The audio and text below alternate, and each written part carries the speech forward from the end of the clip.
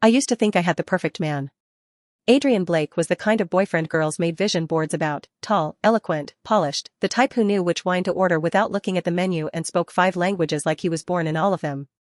My parents adored him.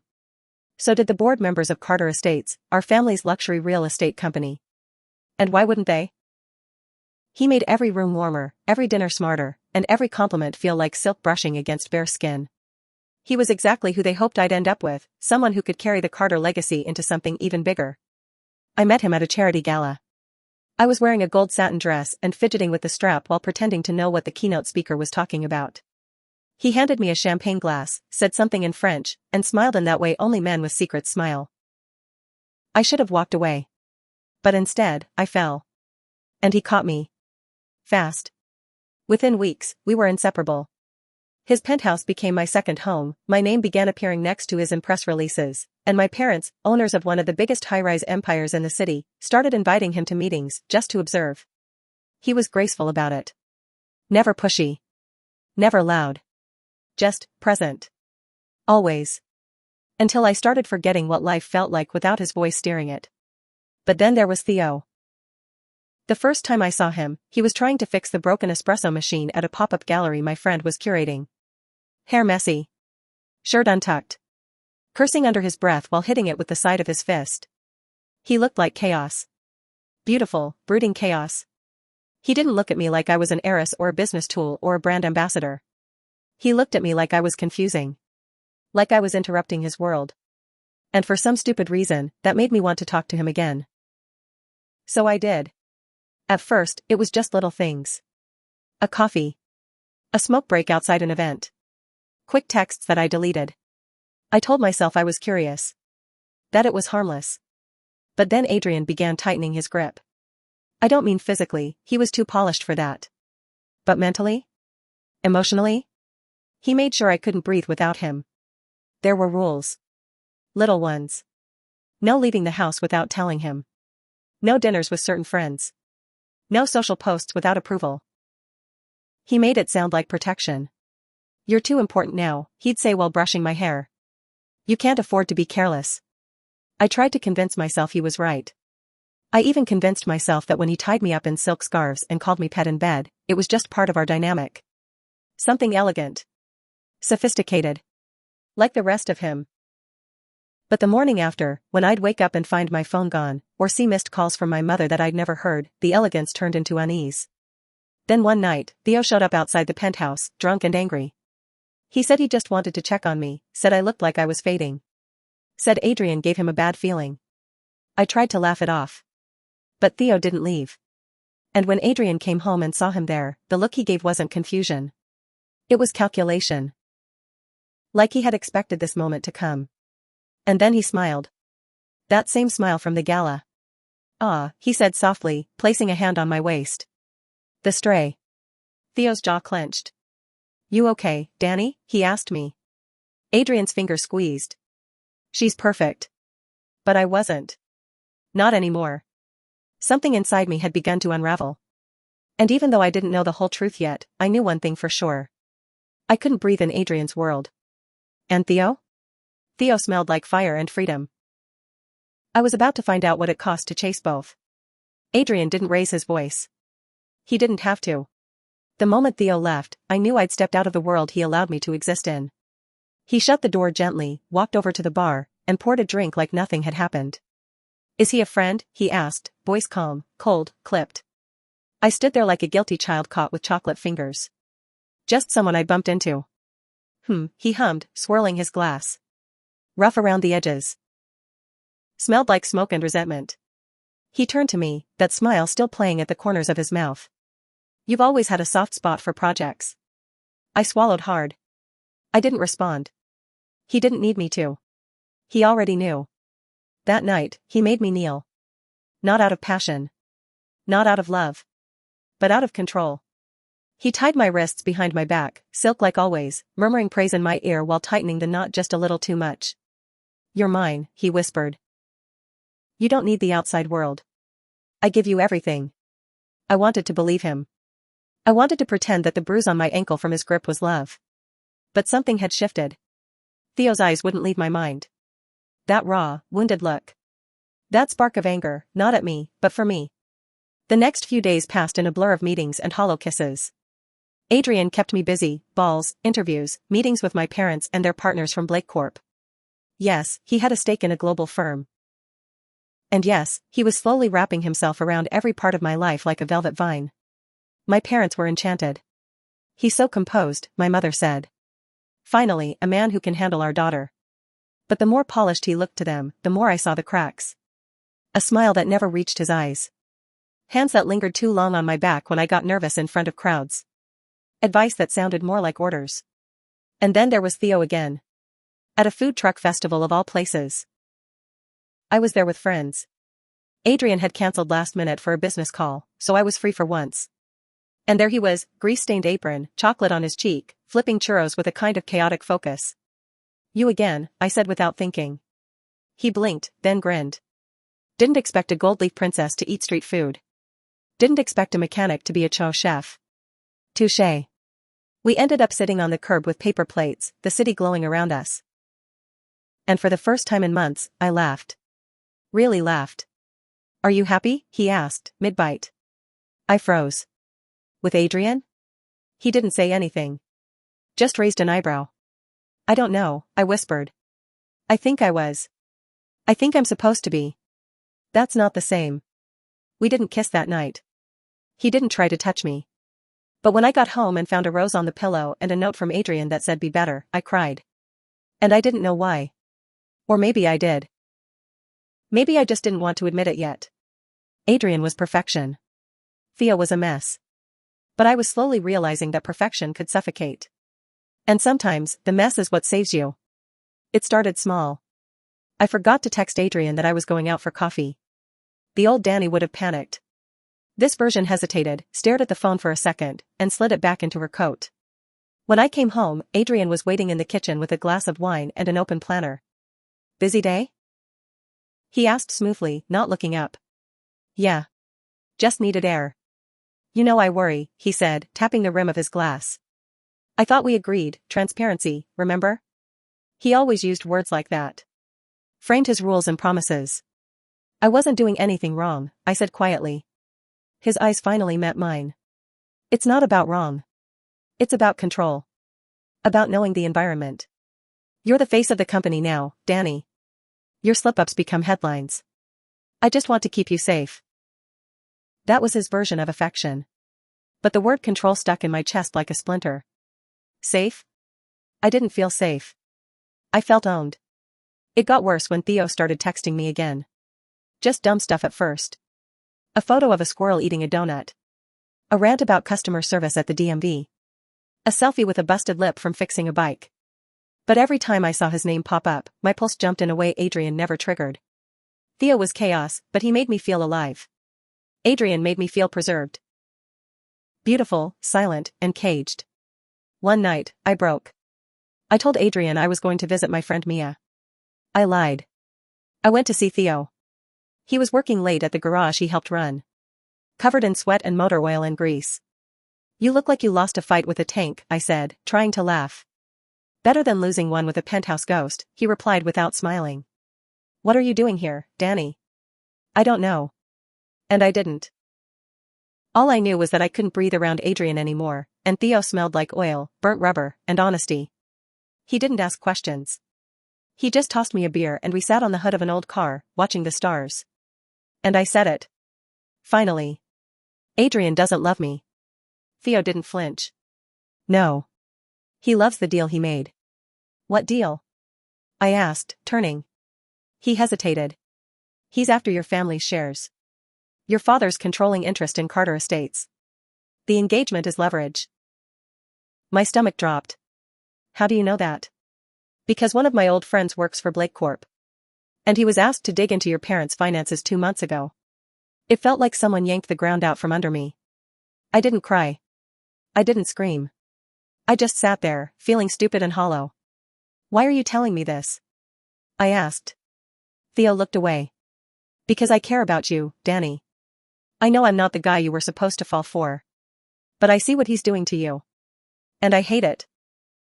That night, I didn't go home.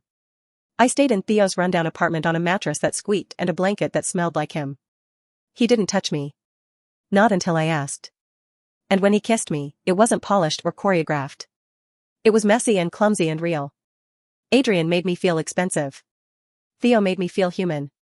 And I was starting to remember which one I liked better. I woke up tangled in Theo's sheets, sunlight pouring through the curtains like it had something to prove. His arm was draped over my waist, his breath soft against the back of my neck. For a second, I let myself believe this could be real. That I could just walk away from Adrian and everything tied to him. But fairy tales didn't belong to girls like me. I slipped out of bed and checked my phone. 10 missed calls. 3 from Adrian. 1 from my mother. The rest from an unknown number I knew had his fingerprints all over it. When I got home later that morning, Adrian was already waiting. He didn't yell. That wasn't his style. Instead, he poured tea. Sat at the head of the table like a king whose castle had been breached. "Rough night?" he asked. I said nothing. I assumed the little detour was enlightening. "You went through my phone." "No," he said, smiling thinly. "I went through your driver's GPS. You didn't think I'd let you roam free without backup, did you?" I felt sick. "You're insane." "No. I'm strategic. And you're a valuable asset I refuse to lose." I started to walk away, but he grabbed my wrist, gently, tightly, with just enough force to remind me who I was to him. "I made you," he hissed. "I gave you polish. Prestige. Relevance. Don't you dare bite the hand that turned you from socialite to legacy." I pulled free. "You don't love me. You love what I can offer." "Same thing, Danny. In this world, love is leverage." I slammed the door on my way out. My fingers trembled the whole cab ride to Theo's. He wasn't home, but I had the spare key he gave me, and I curled up on his couch like a ghost trying to remember what it felt like to be warm. I thought things would calm down. They didn't. Over the next week, Adrian unleashed quiet hell. Tabloids started whispering about my reckless behavior. Board members at Carter Estates received anonymous reports questioning my ability to manage publicity. My father grew cold. My mother anxious. And through it all, Adrian played the concerned fiancé. "She's going through something," he'd say on camera, face full of faux concern. "We're working on it." He even staged a paparazzi photo of him leaving a restaurant with a bouquet, claiming he was bringing them to me to apologize. He never did. But the damage was done. I was spiraling in public, and Adrian held the narrative. Theo tried to help. Brought me coffee, stood beside me at events he had no business being at, challenged my father when he insulted me at brunch. But it only made the gap between our worlds more obvious. "He's not like us," my father muttered once. "He's the kind of guy who fixes things. Not someone who builds empires." "He fixes people, too," I said under my breath. That night, I kissed Theo like he was the only anchor I had left. And when we crashed against his apartment wall, breathless and messy, I realized something I hadn't let myself believe until now. I was in love. With someone who couldn't offer me palaces or pedigrees. But who saw me, not the heiress, not the puppet, just me. And I wasn't going to let Adrian take that away. Not again. The first time I sat across from Adrian after everything, it was in a boardroom. He was charming, sharp, and stunning in a dark suit that probably cost more than Theo's car. I wore black too. Not for mourning, but war. "Ms. Carter," he greeted, voice smooth as always. "You look radiant." "You look like a snake," Theo muttered beside me. Adrian's grin widened. "And you must be the hired help." "I fix engines, not lives," Theo said. "She's the one fixing her own." Adrian's eyes glittered, but he didn't reply. The meeting was a cover, my father's birthday gala was coming up, and Blake Corp wanted in. But I had other plans. Theo and I had been working late nights, cross-referencing financial records and tapping into old favors. Mia even hacked into a Blake Corp server once, bless her caffeinated soul. What we found made my stomach twist. Bribery. Blackmail. Adrian hadn't just wanted control over my family's company, he'd used me as bait in a bigger game involving 3 corporate mergers and 2 offshore accounts tied to a shell company. And my name was still on the paperwork.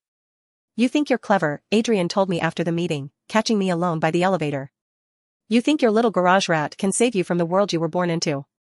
"I don't want saving," I said, voice flat. "I want exposure." "Ah," he said, smiling like a wolf. "You think anyone will believe the heiress with a reputation for bad decisions and a boyfriend with grease under his nails?" That night, I almost believed him. Almost. Until Theo dragged me onto the roof of our apartment building with 2 milkshakes and a set of files. He's got a fake identity linked to your father's original shell company, he said, flipping through the pages. If we leak this, it won't just hurt Blake Corp. It'll bury him. And my father? I whispered. He'll know he was played. And he'll finally see what kind of man he invited to our table, Theo said.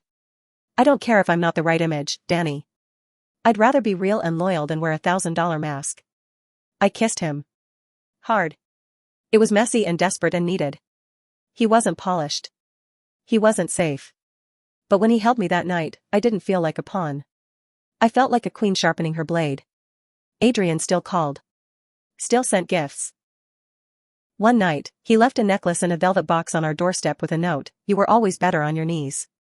Theo almost punched a hole through the wall. But I smiled. Because that meant Adrian was slipping. Getting emotional. Losing control. And we were just getting started. It started with a headline. Carter heiress caught in love triangle with CEO and street mechanic. I knew it was Adrian.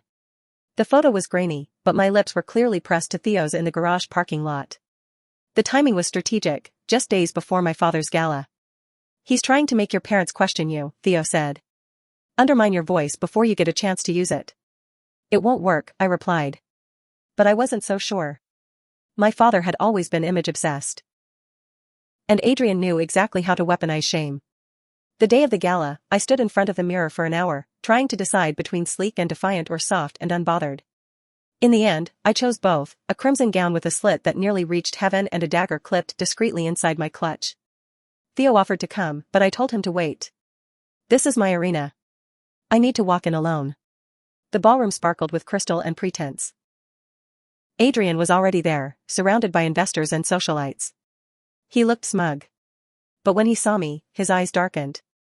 I walked right past him and kissed my father on the cheek. Let's talk business, I said. Alone. It took an hour. An hour of documents, recorded phone calls, financial trails, and clipped confessions that outlined everything Adrian had planned. You're saying he used you, my father said, stunned. No, I corrected.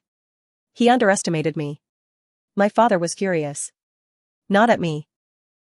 At himself. We'll crush him, he growled. With facts, lawsuits, exposure. And we'll let him twist a little first, I added. That night, I left early. I was exhausted and nauseous from all the pretending. When I got home, Theo was waiting on the fire escape, holding a 6-pack and a bag of fries. How'd it go? He asked. Better than expected. Worse than hoped. You always talk like a poet when you're tired, he said, climbing in. Come here. He smelled like wind and salt and safety. We ended up on the couch, tangled in limbs and frustration. I told him everything. And somewhere between the third kiss and the second moan, I realized something terrifying. I didn't just need Theo. I wanted a future with him. The messy, uncertain, honest kind. You're staring, he murmured. Yeah. Do I have something on my face? Just everything I've ever wanted. And then I kissed him again. We didn't make it to the bedroom. And for the first time in forever, I didn't feel broken. I felt chosen. But outside, Adrian was watching. And he wasn't done playing. I should have known he wouldn't go down without a final act. The morning after the gala, I woke to my inbox flooded. Emails from PR reps, my father's lawyer. News outlets. Adrian had gone nuclear. He leaked an edited recording of a conversation between me and my father, cut to make it seem like I was trying to oust him from the company. Headlines screamed betrayal. Heiress plots against family patriarch. And the worst part? People believed it. He flipped the narrative, Theo growled, pacing our apartment. We underestimated how fast he'd move. We were too soft, I muttered. We let him breathe. You're not pulling out, are you? Hell no. I stood and grabbed the backup drive. I'm pulling everything. That night, we contacted every investor Adrian had ever scorned. Every employee he'd blackmailed. Every journalist he'd ghosted. I built a folder of testimonies, recordings, and financial reports thick enough to choke a titan. But the more I worked, the more Adrian attacked. He froze my accounts. Sabotaged my reputation. Sent fake lawsuits to scare me. And worst of all, he had someone follow Theo. One night, Theo came home with a busted lip and blood on his knuckles. He sent a guy to deliver a message, Theo said calmly. Message delivered back. I cleaned his wounds in silence, hands trembling. You shouldn't have to fight for me. I'm not fighting for you, he said. I'm fighting with you. I kissed him, fiercely. Desperately. As if every bruise on his body was another vow. But even as passion burned between us, a cold dread settled in my bones. Adrian had money. Power. Reach. And now, nothing to lose. We need to end this, I whispered. Fast. How? I turned to him, gaze hard. By becoming everything he thinks I'm not. That week, I announced my own company, Carver Equity. A startup focusing on ethical real estate and family-run enterprises. I had 3 silent investors lined up, one of them my father. The launch was modest. But it hit Adrian like a bullet. He couldn't sue me, everything was airtight. He couldn't smear me, my team had buried the leaked tape under a dozen new headlines praising my pivot. And worst of all, Theo leaked Blake Corp's dirty merger to the press under an anonymous tip. Adrian's empire started to bleed. You look different, Mia said one night as we drank in her tiny kitchen. Older? I guessed. No, she smiled. You look free. I wanted to believe that. But deep down, I knew Adrian wasn't done. Not yet. There was still one last card he hadn't played. And I had a sinking feeling it had Theo's name written all over it. It came in the form of a video file. Unmarked. Sent to my personal email with no subject line. My fingers trembled as I clicked it open. Grainy footage. A dark alley. Theo. Shouting at someone off-screen. Then a blur. A fist. A gun. The clip cut just before the shot. I froze. My heart slammed against my ribs. What the hell is this? I whispered. Insurance, Adrian said behind me. I hadn't even heard him enter the office. He was always good at sneaking up on people. You broke into my building? Technically, I own a piece of this floor, he smirked. Old acquisition. You'd be amazed what loopholes allow. What is that video? An unfortunate night in Theo's past, he said casually. Involving a man who no longer walks without a cane. Self-defense, they ruled it. But you know how easily rulings can be adjusted. I stood slowly. You're bluffing. Am I? He slid a printed copy of the footage toward me. Your new prince has a record. It's sealed, but not from me. Marry me, Danny. I'll bury this so deep the earth won't remember it. Say no, and I send this to every board you've ever spoken to. My throat closed. You're disgusting. I'm pragmatic. He leaned in. You love Theo, but love won't protect him from the law. Or your father. Or public opinion. You think they'll let him run a company with a criminal record? He's not a criminal. He's your Achilles heel, Adrian said softly. And I always aim for the heel. He left after that. No guards. No threats. Just the smell of expensive cologne and rot. I found Theo on the roof, smoking a cigarette he'd bummed from a neighbor. How much do you know? He asked without turning. Enough. You hate me now? No, I said. But I hate that you didn't tell me. I thought if you knew, you'd see me like everyone else does. I see you, I said, stepping closer. I always have. He flicked the cigarette into the wind. What are you going to do? I'm going to destroy him, I whispered. Not just for you. For me. For all the times I let him make me feel small. Theo pulled me into his arms, gripping me like he was afraid I'd vanish. We'll do it together. That night, we sent a package. Not to the press. But to Adrian's fiancée, the one he kept hidden in the countryside, the one he never mentioned. The one whose signature was on half his assets. She replied within a day. Turns out, she hated betrayal even more than I did. And she had access to everything. Adrian had thrown the first punch. But I was about to bury him under an avalanche. And I'd do it with the man he said would only ever drag me down. Funny. Turns out, Theo wasn't my weakness. He was my sword. The first domino fell on a Monday. A quiet headline in a finance blog, anonymous source reveals irregularities in Blake Corp's merger history.